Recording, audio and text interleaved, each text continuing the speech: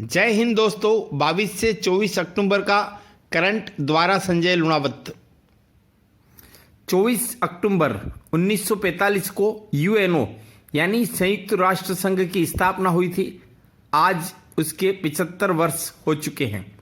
उद्देश्य द्वितीय विश्व युद्ध जो हुआ था 1939 से 1945 तक, उसके बाद शांति और सद्भावना कायम करना। वर्तमान में 193 सदस्य देश हैं। इसका मुख्यालय यूएसए संयुक्त राज्य अमेरिका के न्यूयॉर्क के मैनहट्टन द्वीप में है। वर्तमान महासचिव पुर्तगाल से हैं एंटोनियो गुटेरेस। यहाँ पर देख लीजिए कि भारत इसका संस्थापक सदस्य है और 2021-22 में एशिया प्रशांत क्षेत्र से अस्थायी सदस्य चुना गया है। इसके पहले भी 7 बार अस्थायी सदस्य रह चुका है। राजस्थान के मुख्यमंत्री अशोक गहलोत ने वर्तमान जो कोरोना काल है और प्रदूषण है उसकी वजह से पटाखों को खतरनाक बताते हुए इनसे बचने की अपील की है। नेक्स्ट, लद्दाख क्या है? केंद्र शासित प्रदेश। वहीं का एक क्षेत्र है लेह। उसको नक्शे में चीन में दिखाने पर भारत ने किस प्लेटफॉर्म को चेतावनी दी है? तो जो सोशल प्लेटफॉर्म है ट्विटर। अब यहाँ पर देखिए ट्विटर के मुख्य कार्यकारी अधिकारी कौन है? Jack dorsi. नेक्स्ट, दुनिया की सबसे बड़ी इंटरनेट कंपनी कौन है? गूगल। अभी क्या एक्शन हुई है? तो अमेरिकी न्याय विभाग और 11 अमेरिकी राज्यों ने देश के एंटी ट्रस्ट कानून के उल्लंघन, ऑनलाइन सर्च में प्रतिस्पर्धा, उपभोक्ता हितों को नुकसान पहुंचाने के आरोप लगाकर इस पर केस दर्ज किया है। गूगल की स्थापना कब हुई? 1998 में। इसके संस्थापक कौन है? लैरी पेज व सर्गे ब्रिन। 1 लाख से भी अधिक इसमें कर्मचारी हैं। गूगल हेडक्वार्टर में 40% कर्मचारी या तो भारतीय है या फिर भारतीय मूल के हैं। Next, personal data protection bill पर क्वेश्चन आ सकता है। ये जो यूजर की निजी जानकारियां सोशल मीडिया द्वारा कंपनियों के पास पहुंचती है और उसके दुरुपयोग की आशंका होती है, इसे रोकने के लिए केंद्र ने एक समिति बनाई थी। उस समिति के अध्यक्ष कौन थे? सुप्रीम कोर्ट के पूर्व न्यायाधीश BN श्रीकृष्ण। अब जो ड्राफ्ट सरकार को दिया गया उसका क्या नाम रखा गया? Personal data protection bill. अब इसी को लेकर एक समिति है सोशल मीडिया कंपनी के प्रतिनिधियों से मुलाकात कर रही है। इस समिति में लोकसभा से कितने सांसद हैं? 20 और राज्यसभा से 10, यानी कुल सांसद कितने हैं? 30। इस समिति यानी डेटा संरक्षण विधेयक के मामले में गठित संयुक्त संसदीय समिति, इसके अध्यक्ष कौन है? मीनाक्षी लेखी, भाजपा से संबंधित है। अभी इन्होंने ई-कॉमर्स कंपनियों को सम्मन भेजा था जिसमें से अमेजन ने पेश होने से इनकार कर दिया है। फेसबुक ने इस बारे में अपना जवाब रखा है। यह सम्मन क्यों दिया गया था? भारतीयों का डेटा सुरक्षित रखने के तौर तरीकों और उनकी नीतियों को जानने के लिए दिया था। अमेजन के संस्थापक अमेरिका के जेफ बेजोस हैं। राजस्थान की एग्जाम के अकॉर्डिंग क्या इंपॉर्टेंट है कि लोकसभा और विधानसभा चुनाव लड़ने वाले अब 10% अधिक खर्च कर सकेंगे। अभी राजस्थान में चुनाव भी हो रहे हैं पंचायतों के, जिला परिषद और पंचायत समिति, इसलिए खर्च संबंधी प्रावधान पर क्वेश्चन आ सकता है। केंद्र सरकार ने सभी बड़े राज्यों में लोकसभा प्रत्याशी के खर्च की अधिकतम सीमा 77 लाख रखी है। विधानसभा प्रत्याशी के लिए कितनी है? 30,80,000 रुपये। यह जो चुनावी खर्च सीमा है इससे पहले कब बढ़ाई गई थी? 2014 में। छोटे राज्यों और केंद्र शासित प्रदेशों में लोकसभा चुनाव के लिए खर्च की सीमा कितनी है? 59,40,000 और विधानसभा के लिए 22 लाख रुपये। अब छोटे राज्य मतलब अरुणाचल प्रदेश, गोवा इत्यादि। नेक्स्ट, अभी रीट एग्जाम होने वाले हैं तो यहाँ पर एक और क्वेश्चन है कि जो आंगनवाड़ी है वह किस विभाग के अंतर्गत आती है? तो महिला एवं बाल विकास विभाग। लेकिन पीओ के अंडर में जो इनकी मॉनिटरिंग होती है, तो आंगनवाड़ी में कौन सी किताबें पढ़ाई जाती है? किलकारी, उमंग और तरंग। कभी आपसे क्वेश्चन पूछा जा सकता है, किलकारी, उमंग, तरंग ये क्या है? तो आंगनवाड़ी में बच्चों को पढ़ाने हेतु ये पुस्तकें हैं। बहुत इंपॉर्टेंट पॉइंट है। वर्तमान में भारत में शादी की न्यूनतम उम्र लड़कों के लिए 21 वर्ष है और लड़कियों के लिए 18 वर्ष है। यदि इससे कम उम्र में शादी की जाए तो वह गैर कानूनी है। कभी पूछा जाए सज़ा कितनी है, तो 2 साल की सज़ा और 1 लाख रुपए का जुर्माना। अब इस आयु सीमा में परिवर्तन के लिए एक समिति गठित की गई है, टास्क फोर्स। उस टास्क फोर्स की अध्यक्ष कौन है? जया जेटली। यह टास्क फोर्स अपनी रिपोर्ट किसे सौंपेगा? नीति आयोग को। इसमें लगभग क्या विचार चल रहा है कि लड़कियों के लिए भी आयु सीमा 21 वर्ष कर दी जाए, जो अभी 18 वर्ष है। नेक्स्ट क्वेश्चन पूछा जा सकता है कि हाल ही में किस फिल्म के 25 वर्ष पूरे होने पर रिलीज करने का निर्णय हुआ है? तो बहुत सफल फिल्म हुई थी, दिल वाले दुल्हनिया ले जाएंगे, शाहरुख खान और काजोल वाली। नेक्स्ट, भारत में रूस की कोरोना वैक्सीन स्पुतनिक 5 उसका ट्रायल कर रही डॉक्टर रेड्डी लैब पर साइबर हमला हुआ है। अब अपने काम की इम्पोर्टेंट इसमें क्वेश्चन क्या बनता है कि रूस की कोरोना वैक्सीन का क्या नाम है? स्पुतनिक 5। नेक्स्ट, आजकल सेना और महिला सशक्तिकरण, इनसे क्वेश्चन आने के चांस ज़्यादा है। तो देख लीजिए, भारतीय नौसेना ने पहली बार 3 महिला पायलटों का एक बैच तैयार किया है। यह पायलट डॉर्नियर एयरक्राफ्ट से समुद्री टोही अभियान को अंजाम देंगे। अब पूछा जा सकता है कि उन तीनों पायलट के नाम क्या है? तो देख लीजिए, लेफ्टिनेंट दिव्या शर्मा जो नई दिल्ली से हैं, लेफ्टिनेंट शुभांगी स्वरूप उत्तर प्रदेश के तिलहर से हैं और लेफ्टिनेंट शिवांगी बिहार के मुजफ्फरपुर की हैं। नेक्स्ट, नीदरलैंड की संस्था ने लैंगिक समानता के क्षेत्र में अंतर्राष्ट्रीय बाल शांति पुरस्कार 2020 के लिए किन्हें नामांकित किया है? तो सबसे पहले देख लिए, टोंक के डारडा तुर्की की वसुंधरा। क्यों? इन्होंने जीवन कौशल शिक्षा से 180 से भी अधिक लड़कियों को प्रशिक्षित किया है। और कौन है साथ में? जोधपुर के आशापुरा की जसोदा। इन्होंने महिला हिंसा के खिलाफ जो अभियान चलाए जा रहे हैं उनका नेतृत्व किया है। अब चूंकि राजस्थान से इम्पोर्ट है और इंटरनेशनल लेवल की बात है और महिला सशक्तिकरण है, इसलिए इस क्वेश्चन पर आप विशेष ध्यान दीजिएगा। नेक्स्ट, देश में भूमिगत जल उसको प्रदूषित करने पर कितनी सजा? 5 साल तक की सजा जेल या 1 लाख रुपए का जुर्माना या दोनों सजा मिल सकती है। यह नोटिफिकेशन किसने जारी किया है? केंद्रीय भूजल आयोग ने। नेक्स्ट, हमारी सैन्य उपलब्धियों पर क्वेश्चन जरूर आता है, तो यहाँ पर देख लीजिए, भारत ने हिंद महासागर के अरब सागर में एंटी शिप मिसाइल का प्रदर्शन किया और उसे लॉन्च कहाँ से किया गया? INS प्रबल से। नेक्स्ट, यह देखिए, नाग मिसाइल के सफल परीक्षण की तस्वीर है।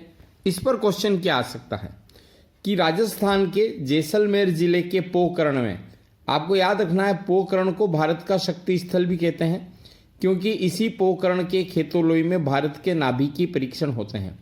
तो पुनः लौटते हैं नाग पर। यह एंटी टैंक गाइडेड मिसाइल है। इसका पोखरण में सफल परीक्षण किया गया।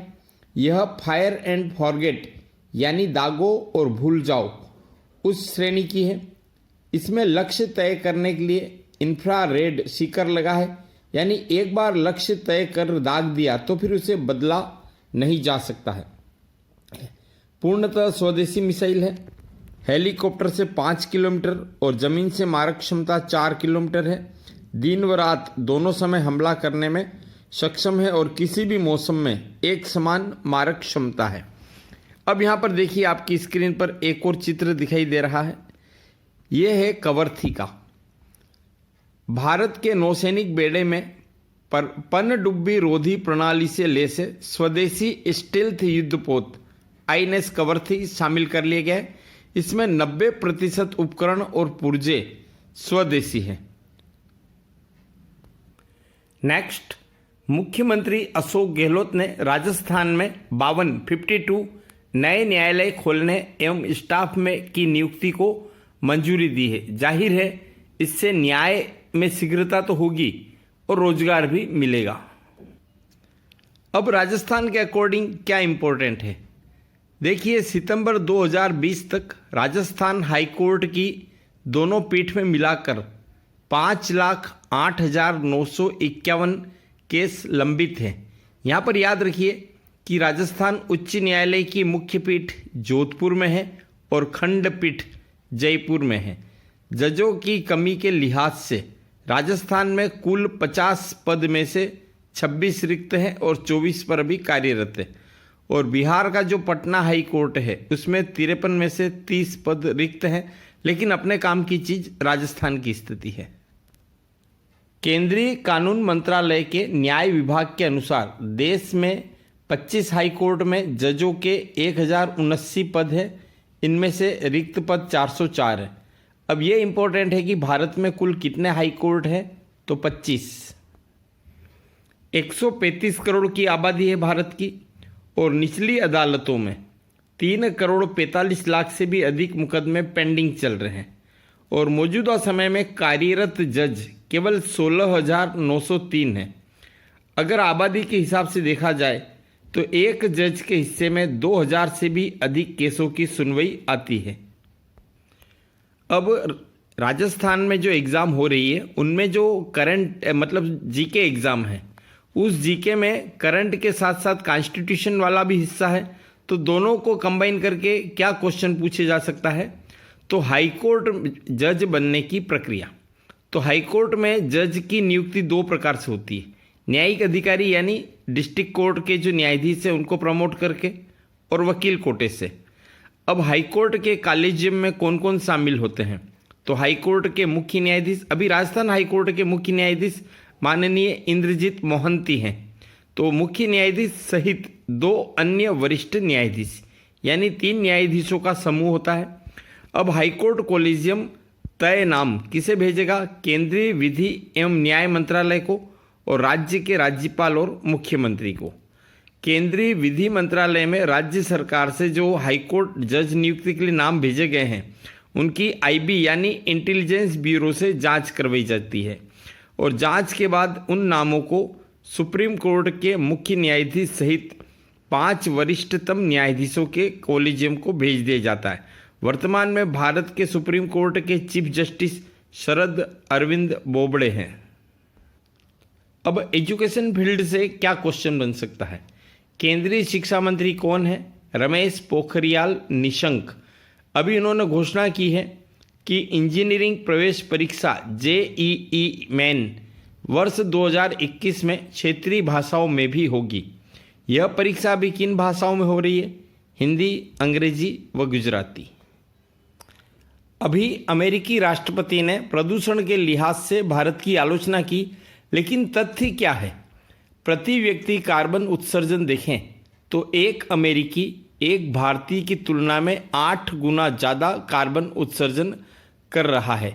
अमेरिका में प्रति व्यक्ति कितना कार्बन उत्सर्जन है, 16.56 मीट्रिक टन, जबकि भारत के अकॉर्डिंग कितना है प्रति व्यक्ति, 1.96 मीट्रिक टन।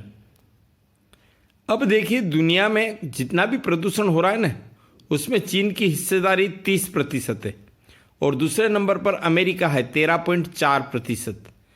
अमेरिका भी भारत से 2 गुना प्रदूषण फैला रहा है, यानी चोर उल्टा कोतवाल को डांटे। तो हमारा तो बहुत अच्छा रिकॉर्ड है। यहाँ पर देख लीजिए, कार्बन उत्सर्जन कम करने में दुनिया में नंबर 1 है स्पेन और दूसरे नंबर पर है भारत। अमेरिका भी हमारे बाद है तीसरे स्थान पर। नेक्स्ट, वर्ष 2019 में वायु प्रदूषण के कारण भारत में 1,16,000 नवजात शिशुओं की मौत हुई। दुनिया भर में ऐसे नवजात रहे मरने वाले वायु प्रदूषण के कारण 4,76,000। इनमें से आधी से ज़्यादा जो मौत है ना, वो बाह्य प्रदूषण यानी PM 2.5। इसका मतलब क्या होता है? पार्टिकुलेटेड मैटर 2.5, यानी जिनका आकार 2.5 माइक्रोमीटर से कम है। इसके अलावा अन्य मौतें कोयला, लकड़ी और गोबर से बने ठोस ईंधन से जुड़ी हुई है। इन्हें जीवाश्म ईंधन भी कहा जाता है। अब जब किसी बच्चे को जन्म देने वाली माँ वायु प्रदूषण के संपर्क में निरंतर रहती है तो इसका असर गर्भस्थ शिशु पर ही होता है। और नवजात शिशुओं में ज़्यादातर मौत क्यों हुई है? जन्म के समय कम वजन और समय से पहले जन्म, इस कॉम्प्लिकेशन की वजह से। तो ये सारे डाटा आंकड़े, इन पर परीक्षा में क्वेश्चन पूछे जाते हैं। नेक्स्ट इंपॉर्टेंट, वर्तमान में अमेरिका के किस राज्य में जबरदस्त आग फैली हुई है? कोलोराडो। यहीं पर एक और राज्य है अमेरिका में, कैलिफोर्निया में 40 लाख एकड़ से ज़्यादा जंगल तबाह हो चुके हैं। अब इस आग को लगने के पीछे क्या कारण है? क्लाइमेट चेंज यानी जलवायु परिवर्तन के कारण जंगलों का तापमान बढ़ना। नेक्स्ट, हाल ही में किस राज्य ने CBI जांच की सामान्य सहमति वापस ले ली? इसका उत्तर है महाराष्ट्र ने। यानी CBI जो पहले से चल रही जांच है उन्हें छोड़कर कोई नई जांच अब बिना राज्य सरकार की अनुमति के नहीं कर पाएगी। पहले अनुमति किसने ली है? पश्चिमी बंगाल, आंध्र प्रदेश और राजस्थान ने। यहाँ पर एक और पॉइंट है, आंध्र प्रदेश में सरकार के बदलने पर CBI को दोबारा सामान्य सहमति दी गई है। संघीय व्यवस्था में एक और इम्पोर्टेंट क्वेश्चन है आपके कॉन्स्टिट्यूशन के अकॉर्डिंग कि हमने संघीय व्यवस्था को अपनाया है, यद्यपि यह अर्ध संघ है क्योंकि संकटकालीन या आपातकालीन परिस्थितियों में हमारा संविधान एकात्मक हो जाता है। तो देख लीजिए, संघीय व्यवस्था में लोक व्यवस्था व पुलिस राज्य सूची का विषय है, यानी राज्य सरकार के जिम्मे है। अब राज्यों को जो CBI की स्थापना हुई थी ना, वह दिल्ली पुलिस एस्टेब्लिशमेंट एक्ट 1946, इसके में धारा दे रखी, धारा 6 के अंतर्गत सामान्य या विशेष सहमति देने या वापस लेने का अधिकार है। अब अंतरिक्ष रिसर्च पर क्वेश्चन आ सकता है कि हाल ही में किस ग्रह में फास्फिन मिली? तो याद रखिए, शुक्र ग्रह के अम्लीय जो वातावरण है वहाँ सूक्ष्म जीवाणु द्वारा उत्पन्न जहरीली गैस फास्फिन मिली है। शुक्र ग्रह मंगल की तरह पृथ्वी का पड़ोसी ग्रह है। अब इंडिया से रिलेटेड रिसर्च की कुछ ये स्पेस क्वेश्चन है, स्पेस की रिसर्च। हमारा पहला अभियान ग्रहों के बीच में, क्या नाम है उसका? मिशन मंगलयान। कब भेजा गया? सितंबर 2014 से ही मंगल ग्रह की परिक्रमा कर रहा है और डाटा भेज रहा है। अब भारत की शीर्ष अंतरिक्ष एजेंसी कौन है? ISRO, ISRO, Indian space research organisation, भारतीय अंतरिक्ष अनुसंधान संगठन। इसका पहला मानव युक्त अंतरिक्ष मिशन को क्या नाम दिया गया है? गगनयान। इसको कब लॉन्च करने का लक्ष्य है? 2022 में। एक और शुक्रयान अभियान इसरो ने घोषित किया है, कौन से साल भेजा जाएगा? 2025 में। इसका उद्देश्य क्या है? शुक्र ग्रह के वातावरण की केमिस्ट्री यानी रसायन जांचना। पाकिस्तान हमारा पड़ोसी देश है और हमारी विदेश नीति का पाकिस्तान और चीन, इन दोनों के रेफरेंस में उससे क्वेश्चन आते हैं। तो देख लीजिए, पाकिस्तान के कराची में पाकिस्तान के पूर्व प्रधानमंत्री नवाज शरीफ के दामाद हैं रिटायर्ड कैप्टन सफदर, उनकी गिरफ्तारी की गई। इसकी वजह से क्या हुआ? सिंध प्रांत की पुलिस ने पाकिस्तानी सेना के विरुद्ध विद्रोह कर दिया और अभी पाकिस्तान में गृह युद्ध के हालात हैं। अब पाकिस्तानी सेना प्रमुख कौन है? कमर जावेद बाजवा। उनको इस पूरी घटना के जांच के आदेश देने पड़े हैं। अब कराची का पॉलिटिकली क्या इंपॉर्टेंस है? सिंध प्रांत की राजधानी है और अभी 11 विपक्षी दलों के महागठबंधन, क्या नाम रखा है उसका? Pakistan democratic movement. उसका 18 अक्टूबर को विशाल जलसा हुआ था। नेक्स्ट, सामंत कुमार गोयल कौन है? रिसर्च देख लीजिए आप, रा के मुखिया है, रिसर्च एंड एनालिसिस विंग। यह भारत की खुफिया एजेंसी है। अब ये सामंत कुमार गोयल जो रा के मुखिया हैं अभी चर्चा में क्यों हैं? क्योंकि इन्होंने अचानक नेपाल की यात्रा की। अब नेपाल से रिलेटेड क्या क्वेश्चन है कि एक तो वहाँ की राजधानी काठमांडू है, वहाँ सत्तारूढ़ नेपाल कम्युनिस्ट पार्टी है, उसकी ओर से प्रधानमंत्री कौन है? खड़गा प्रसाद शर्मा ओली। और उस पार्टी के अध्यक्ष और पहले जो प्रधानमंत्री थे इनके पूर्व पुष्प कमल दहल प्रचंड, उनके बीच जो टकराव चल रहा है उस बीच सामंत कुमार गोयल की नेपाल यात्रा महत्वपूर्ण है। अब भारत और नेपाल के बीच अभी रिलेशंस में जो तनाव चल रहा है उस पर जो क्या क्वेश्चन आ सकते हैं कि भारत ने लिपुलेख और धारचूला में सड़क बनाई थी, नेपाल ने विरोध किया और अपना नया नक्शा जारी किया जिसमें लिपुलेख, लिम्पियाधुरा और काला पानी को अपने यानी नेपाल के नक्शे में शामिल किया। जाहिर है भारत ने इस नक्शे का विरोध किया। ओली भी चीन के जो अभी इशारों पर भारत के खिलाफ बयानबाजी की। अभी वर्तमान में पूर्वी लद्दाख में गलवान घाटी पर जो तनाव शुरू हुआ, line of actual control LAC पर चीन और भारत के बीच भी तनाव है। ये पूरी इस घटनाक्रम का विश्लेषण है जिस पर कोई भी क्वेश्चन बन सकता है। नेक्स्ट, FATF यानी फाइनेंशियल एक्शन टास्क फोर्स, क्या काम है इसका? आतंकवादियों के वित्त पोषण की निगरानी करना। तो इसने अपनी एक ग्रे सूची है, पाकिस्तान को उसी में रखा है और उसे कहा है कि अगर वह इस सूची से बाहर आना चाहता है तो भारत के सबसे बड़े दुश्मन जो हैं आतंकी, उन पर कार्रवाई करनी होगी। भारत के पड़ोसी देश श्रीलंका, वहाँ की संसद में संविधान संशोधन पारित हो गया है। अब वहाँ के राष्ट्रपति कौन है? गोटबाया राजपक्षे। उनकी शक्तियाँ बढ़ा दी गई है और संसद के अधिकारों को घटा दिया गया है। यह कौन सा संशोधन है? तो श्रीलंका के संविधान का 20वां संशोधन है। नेक्स्ट इंपॉर्टेंट है, संयुक्त राष्ट्र संघ की मध्यस्थता में हाल ही में क्या शांति समझौता हुआ है? तो लीबिया के विद्रोही और सेना के बीच परमानेंट सीज फायर डील हुई है। यह डील कहाँ हुई है? जेनेवा में हुई है। अब यहाँ पर देख लीजिए कि Khalifa Haftar, general Khalifa Haftar और लीबिया सरकार के मिलिट्री लीडर, इनके बीच में समझौता हुआ है। अपने काम की चीज़ इंपॉर्टेंट यही है, लीबिया। नेक्स्ट, कंबोडिया की राजधानी कौन सी है? नोम पेन्ह। अब वहाँ पर विरोध प्रदर्शन क्यों हुए? चीनी सेना की बढ़ती मौजूदगी। अब हम कई बार पहले भी अपने वीडियो में बता चुके हैं कि चीन का एक डेप्ट ट्रैप है, यानी वह देशों को सस्ता शुरुआत में ऋण प्रलोभन देता है और बाद में उसकी अदायगी के हो नहीं पाती और वह देश चीन के जाल में फंस जाता है। ऐसे ही कुछ कंबोडिया में हुआ है। कंबोडिया ने कर्ज चुकाने की एवज में थाईलैंड की खाड़ी में स्थित रीम नेवल बेस वह 99 साल के लिए चीन को सौंप दिया था। इसी के विरोध में प्रदर्शन हो रहे हैं। नेक्स्ट, सालाना अमेरिका में एक साल में यानी संयुक्त राज्य अमेरिका में 85,000 नए H1B वीज़ा जारी किए जाते हैं। पिछले 5 साल का अगर ये रिकॉर्ड देखा जाए तो 70% से भी ज़्यादा H1B वीज़ा भारतीयों को मिले हैं। नेक्स्ट क्वेश्चन ये आ सकता है कि हाल ही में 2500 साल पुराने मम्मी के ताबूत कहाँ पर खोजे गए हैं? तो मिस्र में। मिस्र की राजधानी काहिरा है। यह ताबूत किस शहर में या कहाँ से मिले हैं? तो ताहिरा के निकट एक है सकरारा।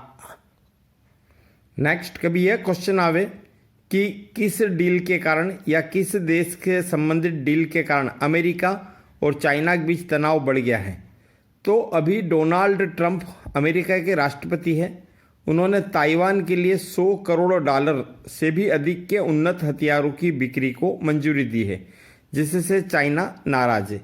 अब इनके बीच पहले ही तनाव है। किन किन इशू को लेकर के अमेरिका और चीन के बीच? एक तो व्यापार संबंधी मामले है, ट्रेड डील। दूसरा, हांगकांग की स्वायत्तता से संबंधित मैटर है। तीसरा, दक्षिणी चीन सागर से संबंधित मामला भी है और तिब्बत आदि कई विवाद हो रहे हैं। यहाँ पर एक और इम्पोर्टेंट क्वेश्चन है कि स्टील उत्पादन में दुनिया में नंबर 1 चीन है और दूसरे नंबर पर भारत है। अभी चीन और एक खनन कंपनी है रियो टिंटो, उनके बीच थोड़ा संघर्ष चल रहा है, प्रतिस्पर्धा चल रही है। अगर लौह अयस्क की कीमतें इस तनातनी में गिरती है तो इसका फायदा भारत की स्टील कंपनियों को मिलेगा। स्पोर्ट्स से रिलेटेड एक क्वेश्चन है, कई बार सिंपली पूछ लेवे कि भाई लियोनेल मेसी किस खेल से संबंधित है? तो फुटबॉलर है। इन्होंने चैंपियंस लीग के लगातार 16वें सीजन में गोल करने वाले दुनिया के पहले खिलाड़ी बन गए हैं। किससे संबंधित है ये? Barcelona club. यह बार्सिलोना क्लब कौन से देश का है? स्पेन का है। Spanish club Barcelona. नेक्स्ट, देश के कुल ऑटोमोबाइल उत्पादन का 40% अकेला किस एक स्थान पर होता है? तो महाराष्ट्र के चाकण में। अब पहले स्थान तो हो गया चाकण, अब दूसरा सबसे बड़ा ऑटोमोबाइल हब कौन सा है? चेन्नई। इसे एशिया के डेट्रायट के रूप में ये मशहूर है। यहाँ पर ध्यान रखिएगा कि डेट्रायट संयुक्त राज्य अमेरिका में है, जो ऑटोमोबाइल के मामले में विश्व में नंबर 1 है। पहले भारत में या एशिया में डेट्रायट के रूप में मध्य प्रदेश के पास धार है, मध्य प्रदेश में एक जिला, और वहाँ पर है पीथमपुर, उसे भी भारत का डेट्रायट कहा जाता था। देश की दूसरी सबसे बड़ी कार कंपनी कौन सी है? Hyundai motor India. उसके दोनों प्लांट चेन्नई में ही हैं। नेक्स्ट, संयुक्त राष्ट्र संघ की वर्ल्ड वुमन 2020 रिपोर्ट। इसमें बताया गया है कि दुनिया में 50% महिलाओं के पास नौकरी नहीं है और कोरोना महामारी की वजह से कामकाजी महिलाओं की स्थिति दुनिया भर में खराब हुई है। अब ये जो वर्ल्ड वुमन रिपोर्ट है ना, इसकी शुरुआत कहाँ से मानी जाती है? 1995 के बीजिंग में जो चौथा विश्व सम्मेलन हुआ था, उसमें सदस्य देशों ने महिलाओं से जुड़े विभिन्न मुद्दों पर लक्ष्य निर्धारित किए थे। यह बात अलग है कि दुनिया उन लक्ष्यों से अभी भी बहुत दूर है। अब देखिए इसमें कि दुनिया के 119 देशों में घरेलू हिंसा के विरुद्ध कानून है। इसके बाद भी 35% महिलाएं घरेलू हिंसा का शिकार होती है। अब कुछ जो पॉजिटिव पॉइंट है वह है दक्षिणी अमेरिका का मेन केयर नामक वैश्विक पितृत्व अभियान। इसमें पुरुषों को बच्चों की देखभाल और घरेलू कार्यों को करने के लिए प्रशिक्षित किया गया। क्या फायदा मिला? कि वहाँ पर घरेलू हिंसा में कमी आई है। फिर देखिए युगांडा और दक्षिणी अफ्रीका के मॉडल भी इम्पोर्टेंट है। इस बारे में क्वेश्चन इन पर आ सकते हैं। अब युगांडा का मॉडल कौन सा है? सासा। उसमें उन्होंने क्या करा कि समुदायों में सामंजस्य और समानता आधारित शिक्षा दी। इससे क्या हुआ? घरेलू हिंसा में 52% कम हुए और बाद में इस मॉडल को 20 से भी अधिक देशों ने अपनाया। कौन सा? युगांडा का सासा मॉडल। अब आप समझ सकते हैं कि परीक्षा में इस पर क्वेश्चन क्यों आएगा। दक्षिणी अफ्रीका में समुदायों में घरेलू हिंसा के नकारात्मक परिणामों को उजागर जिन्होंने भी किया और लैंगिक समानता के लाभ प्रचारित किए, उन्हें प्रोत्साहन राशि दी गई। इससे समाज में महिलाओं का स्तर ऊंचा उठा। साइंस एंड टेक्नोलॉजी से क्वेश्चन आ सकता है। करीब 1000 करोड़ साल पहले तारे बनने की प्रक्रिया धीमी हो गई थी और अब तारे बनना बंद हो गए हैं। क्यों? हाइड्रोजन गैस के अणु खत्म हो चुके हैं। यह खोज किसने करी? भारतीय वैज्ञानिकों ने। यहाँ पर आपको बता दें हाइड्रोजन पर क्या क्वेश्चन आते हैं। हाइड्रोजन को आवारा तत्व कहा जाता है क्योंकि आवर्त सारणी में इसका स्थान निश्चित नहीं है। चूंकि अभी हम टेक्नोलॉजी में थोड़ा पीछे हैं, इसलिए हाइड्रोजन को भविष्य का ईंधन माना जाता है। जो भी नाभिकीय संलयन अभिक्रियाएं होती है, जिसमें सूर्य समेत जितने भी तारे हैं ना, उन सभी में ऊर्जा किससे बनती है? नाभिकीय संलयन की प्रक्रिया से। और नाभिकीय संलयन में हाइड्रोजन के अणु परस्पर संयोग कर हाइड्रोजन के नाभिक संयोग करके हीलियम के नाभिक में बदलते हैं, जिससे द्रव्यमान में कमी आती है और अपार ऊर्जा मुक्त होती है। यहाँ पर याद रखिए कि नाभिकीय संलयन में जो ऊर्जा बनती है ना, मतलब जो जिस ऊर्जा का निर्माण होता है, वह नाभिकीय विखंडन से भी 4 गुना अधिक होती है। पाम ऑयल दुनिया का सबसे सस्ता खाद्य तेल है और विश्व में इसका सबसे बड़ा आयातक भारत है। अब क्या होगा? इसके अधिक आयात से अन्य जो खाद्य तेल है ना, सरसों, सोयाबीन, सूरजमुखी, इनकी कम कीमत नियंत्रण में रहेगी। यहाँ पर यह भी जानना जरूरी है कि इंडोनेशिया और मलेशिया पाम ऑयल के 2 सबसे बड़े उत्पादक देश हैं। कुल वैश्विक सप्लाई में इनकी हिस्सेदारी 85% है। एक बहुत ही इंपॉर्टेंट क्वेश्चन है कि ISA यानी अंतर्राष्ट्रीय सौर गठबंधन, इस सभा के अध्यक्ष वर्तमान में कौन है? भारत की ओर से RK सिंह हैं और यह भारत के नवीकरणीय ऊर्जा राज्य मंत्री भी हैं, स्वतंत्र प्रभार। इन्होंने जो भी बताया है कि भारत ने अक्षय ऊर्जा यानी गैर जीवाश्मी या गैर परंपरागत ऊर्जा में अपनी क्षमता को 2.5 गुना बढ़ाया है और सौर क्षमता 13 गुना बढ़ी है और इसमें राजस्थान का बड़ा रोल है। अक्षय ऊर्जा में भारत विश्व में चौथे स्थान पर है। वैश्विक स्तर पर सौर ऊर्जा में 19% बढ़ोतरी हुई है, जबकि भारत में 30% तक वृद्धि हुई है। दुनिया भर में सौर और पवन ऊर्जा से बिजली उत्पादन में 2% बढ़ोतरी देखने को मिली है। वन्य जीवों की रक्षा संबंधी एक बहुत अच्छा क्वेश्चन बन सकता है। हथिनी और उसके बच्चे को मालगाड़ी ने कुचल के मार डाला था, तो देश में पहली बार ऐसा हुआ कि उस इंजन को जब्त कर लिया गया है। यह घटना असोम के लुमडिंग रिजर्व जंगल के रेलवे ट्रैक पर घटी थी। नेक्स्ट, अभी वर्ल्ड बैंक और यूनिसेफ की एक रिपोर्ट आई है, global estimate of children in monetary poverty. अब उनके अनुसार देख लीजिए कि कोरोना से पहले तक दुनिया का हर 6ठा बच्चा घोर गरीबी में जी रहा था। ऐसे लगभग कितने बच्चे पाए गए? 35 करोड़ 60 लाख। अब कोरोना के बाद तो हालात और बिगड़ने की आशंका है। यहाँ पर एक और फैक्ट देखिए कि जो घोर गरीबी में जिंदगी गुजार रहे हैं उनमें भी 20% अकेले दक्षिण एशिया में हैं। धन्यवाद। जय हिंद।